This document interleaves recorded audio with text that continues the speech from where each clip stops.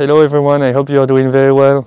In Paris this week we had very good conditions with about 55 degrees Fahrenheit and 1 millimeter of rain, and next week we are expecting about 52 degrees Fahrenheit and 3 millimeters of rain.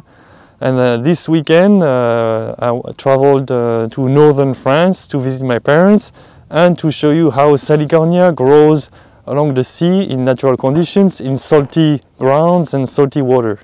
Salicornia is a very interesting plant because it shows how biosaline agriculture can be a very good resource, turning salty water and salty ground into useful food, biofuel and feed for animals too. This is why it's studied by the University of Dubai and Abu Dhabi in order to turn a problem into a solution. So we are in the middle of a protected area with seals and a lot of biodiversity. Salicornia is a very good vegetable, salty, crunchy, juicy and excellent. I'm going to show you the close-up of Salicornia.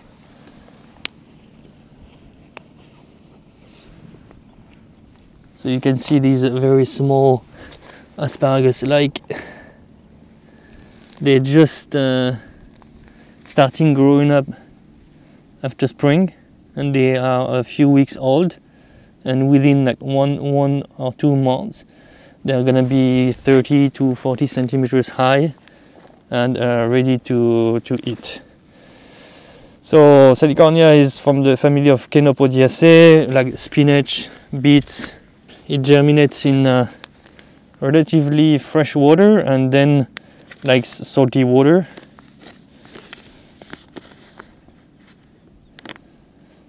You can harvest about half a kilo to 1 kilo a square meter,